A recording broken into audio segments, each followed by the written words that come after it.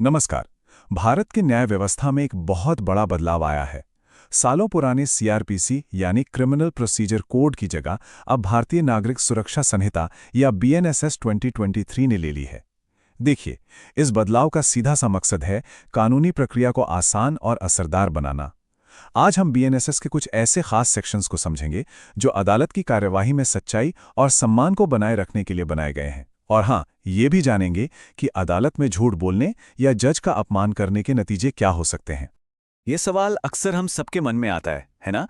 कि अगर कोई अदालत में गीता पर हाथ रखकर कसम खाने के बाद भी झूठ बोल दे या फिर कार्यवाही के बीच में ही जज के साथ बदतमीजी करे, तो कानून क्या करता है? तो बस आज हम इन्हीं सवालों के जवाब ढूंढेंगे और देखेंगे कि हमारा नया कानून बीएनएसएस इन हालात से कैसे निपटता है। तो चलिए एक नज़र डालते हैं कि आज हम क्या-क्या जानने वाले हैं। सबसे पहले हम बीएनएसएस को थोड़ा समझेंगे, फिर हम एक-एक करके सेक्शन 381 से 385 तक के प्रावधानों में गहराई से उतरेंगे और आखिर में इस पर भी बात करेंगे कि ये कानून हम सबके लिए, चाहे कोई लॉ स्टूडेंट हो या आम नागरिक, क्यों ज़रूरी है। तो सबसे पहली बात ये समझना बहुत ज़रूरी है कि भारतीय नागरिक सुरक्षा संहिता यानी बीएनएसएस 2023 ने दशकों पुराने क्रिमिनल प्रोसीजर कोड सीआरपीसी को पूरी तरह से बदल दिया है। इस बदलाव का लक्ष्य है हमारी कानूनी प्रक्रियाओं को आज के समय के हिसाब से ढालना, उन्हें आसान बनाना और ज्यादा असरदार बनाना। अब इसी बीएनएसएस में सेक्शन 381 से 385 तक ये बहुत ही खास हैं। क्यों? क्योंकि ये सीधे सीधे कोर्ट को वो ताकत देते हैं जिससे वो कार्यवाही में ईमानदारी और अनुशासन बनाए रख सकें। इसलिए अगर कोई कानून की पढ़ाई कर रहा है या जज बनने की तैयारी में है या फिर एक जागरूक नागरिक है, तो इन सेक्शंस को समझना बेहद जरूरी है।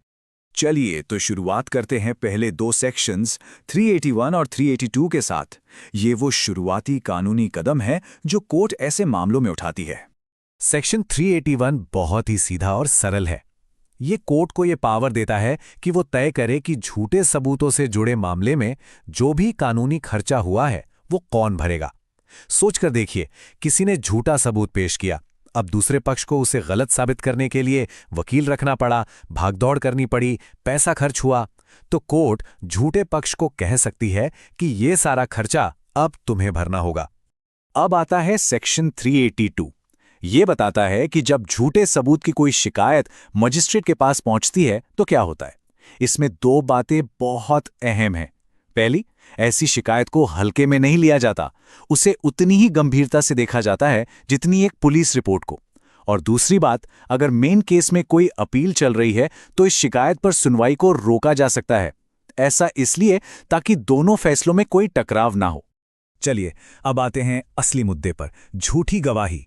सेक्शन 383, जो कि पुराने सीआरपीसी के सेक्शन 344 जैसा ही है, कोर्ट को इससे सीधे और तुरंत निपटने के लिए एक बहुत ही शक्तिशाली हथियार देता है। तो जब कोई गवाह कोर्ट में झूठे सबूत पेश करता है तो कोर्ट के पास दो रास्ते होते हैं। पहला रास्ता, अगर मामला एकदम सीधा और साफ है तो कोर्ट सेक्शन 383 के तहत वहीं के वहीं एक छोटा यानी समरी ट्रायल चला सकती है। और दूसरा रास्ता, अगर मामला थोड़ा पेचीदा है तो कोर्ट सेक्शन 379 के तहत एक औपचारिक शिकायत दर्ज करवाकर एक पूरी सुनवाई की प्रक्रिया शुरू कर सकती है।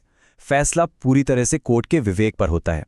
इसमें कुछ खास बातें हैं जो हमें ध्यान में रखनी चाहिए। इस सेक्शन का इस्तेमाल सिर्फ तभी हो सकता है जब कोर्ट अपना आखिरी फैसला सुना रही हो। जिस पर आरोप लगा है उसे अपनी सफाई देने का पूरा मौका देना कानूनन जरूरी है। और हाँ, अगर मेन केस में अपील फाइल हो गई तो इस समरी ट्रायल की कार्रवाई पर भी रोक लग जाएगी। झूठे सबूतों से हटकर कोर्ट में अनुशासन बनाए रखना भी उतना ही जरूरी है। यहीं पर सेक्शन 384 काम आता है। ये सेक्शन जज को कोर्ट की सीधी अवमानना यानी डायरेक्ट कंटेम्प्ट पर तुरंत एक्शन लेने की पावर देता है। तो ये सेक्शन उन मामलों को कवर करता है जहां कोई व्यक्ति कोर्ट की बेइज्जती करता है, कार्यवाही में रुकावट डालता है या सवालों का जवाब देने से मना कर देता है। और सबसे अहम बात यह है कि ये सब जज की आंखों के सामने हो रहा हो। सेक्शन 384 के तहत कोर्ट उस व्यक्ति को हिरासत में ले सकती है, उसी दिन फटाफट सुनवाई कर सकती है और 1000 रुपए तक का जुर्माना लगा सकती है। ये कोर्ट के सम्मान को तुरंत बहाल करने का एक बहुत तेज और असरदार तरीका है। लेकिन तब क्या होगा अगर कोर्ट को लगे कि अपराध ज्यादा गंभीर है और सिर्फ जुर्माना लगाना काफी नहीं होगा? ऐसी गंभीर सिचुएशन के लिए ही सेक्शन 385 बनाया गया है। बिल्कुल सही सवाल। जब अवमानना इतनी गंभीर हो कि 1,000 रुपए का जुर्माना बहुत कम लगे, तो कानून एक अलग और ज्यादा विस्तृत प्रक्रिया का रास्ता दिखाता है, जो हमें सेक्शन 385 में मिलती है। ये पुराने सीआरपीसी के सेक्शन 346 जैसा ही है। तो देखिए होता क्या है, अगर कोर्ट को लगता है कि अपराधी को जेल होनी चाहिए या जुर्माना ज्यादा लगना चाहिए, तो वो खुद सजा नहीं देती, बल्कि वो मामले से जुड़े सारे तथ्य और आरोपी का बयान रिकॉर्ड करके केस को उस मजिस्ट्रेट के पास भेज देती है जिसके अधिकार क्षेत्र में वो मामला आता है, ताकि उस पर एक पूरा औपचारिक मुकदमा चल सके। तो इन सभी सेक्शंस का आखिर मतलब क्या है? ये कानून के छात्रों, एग्जाम की तैयारी कर रहे लोगों और हम जैसे आम नागरिकों को कैसे प्रभावित करते हैं? आइए समझते हैं। देखिए, लॉ स्टूडेंट्स के लिए ये कोर्ट की प्रक्रिया को समझने की नींव है। जो लोग जुडिशरी की तैयारी कर रहे हैं, उनसे तो मेंस एग्जाम या इंटरव्यू में अक्सर पूछ लिया जाता है कि समरी ट्रायल और गंभीर अवमानना की प्रक्रिया में क्या फर्क है। और जहां तक आम नागरिकों की बात है, तो ये कानून हमें समझाता है कि अदालत में सच बोलना और सम्मान से पेश आना हमारी नागरिक जिम्मेदारी क्यों है। असल में इन 5 सेक्शंस का मकसद एक ही है, हमारी न्याय प्रक्रिया की गरिमा और उसके काम करने की क्षमता को बनाए रखना। ये कानून पक्का करता है कि न्याय का मंदिर सिर्फ एक इमारत न रहे, बल्कि सम्मान और सच्चाई का केंद्र बना रहे। तो चलिए एक नज़र में सब कुछ दोहरा लेते हैं। सेक्शन 381 और 382 प्रक्रिया और खर्चों के नियम तय करते हैं। सेक्शन 383 कोर्ट को झूठे सबूतों पर तुरंत सजा देने की ताकत देता है। सेक्शन 384 सीधी अवमानना पर तुरंत जुर्माना लगाने की इजाजत देता है। और सेक्शन 385 गंभीर मामलों में कड़ी सजा का रास्ता खोलता है। यहाँ एक जरूरी बात कहना चाहूंगा कि ये सारी जानकारी सिर्फ और सिर्फ शैक्षिक उद्देश्यों के लिए है।